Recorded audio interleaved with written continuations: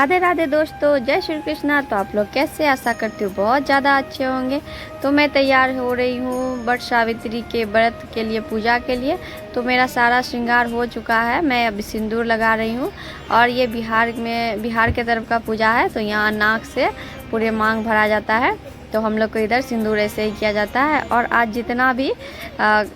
जितना भी सामान, श्रृंगार से लेके कपड़े तक, सब नए ही पहने जाते हैं। बहुत ही ज़्यादा महत्वपूर्ण है इस पर्व का।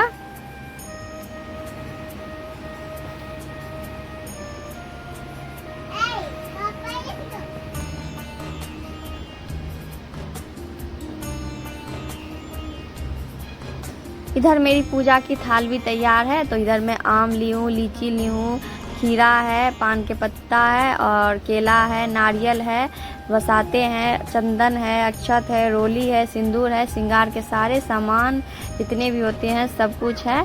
और यहाँ दिया जलाने के लिए पाती और घी मैं ले ली हूँ। और ये मैं बना रही हूँ अर्पण। तो अर्पण गेहूँ का आटा और हल्दी को मिला के बनाया जाता है, जो कि बरगद के पेड़ में लगाया जाता है। और साथ में जो जितना भी सामान रहता है, तो हम लोग के मायके में तो बांस की जो टोकरी रहती है उसमें ही बनाया जाता है। और कपड़े का गुड्डा गुड़िया भी रहता है, दुल्हन रहती है। तो मायके का रीति रिवाज अलग है और ससुराल का अलग है।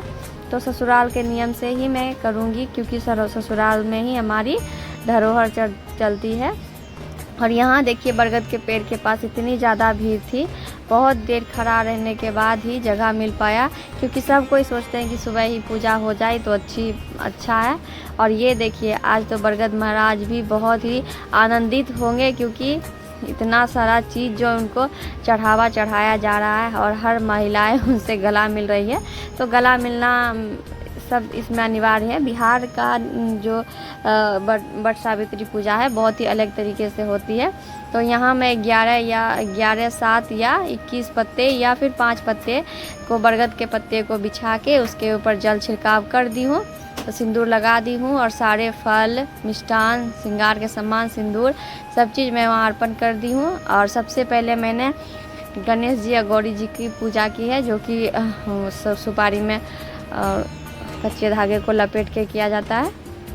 और पंखा वहाँ रख दी हूँ पूजा, बरगद के पेड़ को सटा को। और अर्पण जो लाई थी मैं, अर्पण बरगद के पेड़ में और पंखे में लगा दी हूँ, उसी में मैं श्रृंगारी की हूँ। तो श्रृंगारी में जो सिंदूर 5 बार किया जाता है वही की हूँ। और आज विशेष मान्य रहता है कि बरगद के पत्ते का श्रृंगार करना, तो कुछ नहीं तो उसमें जुड़ा में ज़रूर ही लगाना चाहिए, जो कि हमारे तरफ का नियम है। क्योंकि सावित्री माता ने सत्यवान के लिए जो पूजा किया था सबसे पहले, तो उसमें बरगद का पत्ते का ही श्रृंगार किया था। इसीलिए हर जो भी पूजा करती है सबको लगाना चाहिए। यहाँ पर मैंने दीप प्रज्वलित कर दिया था। उसके बाद मैं कच्चे धागे से फेरा लगाऊंगी। उस फेरा लगाने के बाद पंखे से ही 5 बार बरगद के पेड़ को जल चढ़ाया जाता है, और पंखा उनको झेला जाता है। और फिर बरगद के पेड़ से 5 बार गला भी मिला जाता है। तो ये सारे हमारे इधर के नियम हैं। उसके बाद सब सुहागिन महिलाओं को एक दूसरे को सिंदूर लगाया जाता है। और यहाँ मैं और मम्मी जी दोनों का थोड़ा सा एक फ़ोटो मैंने बोला था लेने के लिए। और घर आने के बाद यहाँ पतिदेव का कर रही हूँ पूजा, क्योंकि ये पूजा बरगद के पेड़ का करने के बाद पतिदेव का भी करना होता है, जो कि मैं वहाँ से जल बचा के लाई थी, उससे मैं पैर धो रही हूँ। और आज जो कुछ भी हूँ, जितना भी सौभाग्य है मेरा, सब उनसे ही है। तो उनकी मैं पूजा कर रही हूँ। और पहला बार है ये, जो कि वो अच्छे से पूजा करवा रहे हैं, नहीं तो उनको इतना गुस्सा आता है कि क्या बताएं। तो उनकी पूजा अच्छे से कर देंगे। और हमारे मायके में जो होता है, तो उसमें ससुर जी, जेठ जी और पतिदेव तीनों को ही जल चढ़ाया जाता है। और वहाँ बड़े बड़े कलश रहते हैं, जो कि माथे पे लेके आया जाता है और जाया जाता है। और सारा सामान जो है ससुराल से ही जाता है मायके में। तो यहाँ मैं कर रही हूँ चंदन उनको। पतिदेव का ही आज दिन है। तो और यहाँ ससुराल में सिर्फ पतिदेव का ही पूजा होता है। तो जो हमारी ससुराल में जो नियम है उसी को लेके मैं चलूँगी, क्योंकि वही हमारी धरोहर है। जो मैं करूँगी वो मेरे आगे जो भी है वो वही करेंगे। तो ससुराल का नियम को ही आगे बढ़ाना है। तो कभी मैं जब मायके में रहूँगी तो आपको ज़रूर से दिखाऊँगी मायके का पूजा। तो आप लोग को थोड़ा सा भी मेरा वीडियो अच्छा लगता है तो प्लीज़ मेरे चैनल को लाइक कीजिए, सब्सक्राइब कीजिए और मुझे सपोर्ट कीजिए। दोस्तों, व्यू नहीं आते मेरे वीडियोस पे, इसीलिए मैं वीडियोस नहीं डालती हूँ, क्योंकि अच्छा नहीं लगता इतना ज़्यादा मेहनत करो व्यूज़ ना आए। और जो कोई भी थोड़ा सा कमी रहे मेरे चैनल में वीडियो में तो कमेंट द्वारा बताइए दोस्तों, क्योंकि किसी का मदद करना अच्छी बात होती है, किसी की गलती को बताना बहुत ही ज़्यादा अच्छी बात होती है। तो मेरी गलतियों को ज़रूर से बताइएगा। और यहाँ मैं बांध रही हूँ उनको कलावा, जो कि मैं वहाँ चढ़ाई थी बरगद के पेड़ के पास, तो वही मैं चढ़ा रही हूँ। उसके बाद जो मैं फल चढ़ाई थी, मिष्ठान चढ़ाई थी, सब उनको दूंगी खाने के लिए।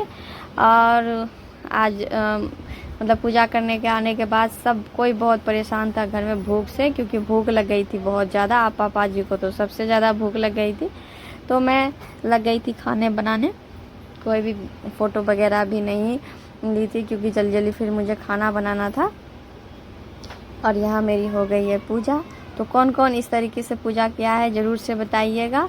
और बहुत ही ज़्यादा अच्छा लगता है पर्व त्यौहार करने में, और एक अलग ही अनुभव होता है पर्व करने में। तो मुझे तो बहुत अच्छा लगा था इस पर्व में। और हमारे तरीके का जो हमारे तरफ का रीति रिवाज है वो मैं आपको दिखाने की कोशिश करती हूँ अपने ब्लॉग में जहाँ तक हो सके, क्योंकि आप लोग जानते हैं दोस्तों मेरा बेटा एक CP चाइल्ड है, तो उसके वजह से मुझे उतना समय नहीं मिल पाता है। फिर भी मैं चाहती हूँ कि सोशल मीडिया पे थोड़ी सी एक्टिव रहूँ। तो ये देखिए मैं खाना बना रही हूँ, सब्जी और चावल मैं जल्दी से बना रही हूँ। ये चना है, क्योंकि चना आज के पर्व में लगता है, तो रात को मैं फूलने दी थी, चना ले गई थी वहाँ पूजा करने के लिए, और बाकी के चना को मैं यहाँ सब्जी बना देती हूँ। चना, पूरी, पकवान ये सब भी हमारे पूजा में वहाँ लगता है, लेकिन मायके में तो पकवान भी बनते हैं, पूरी, गुलगुले, लेकिन यहाँ नहीं बनते हैं। तो आज के लिए बस इतना ही।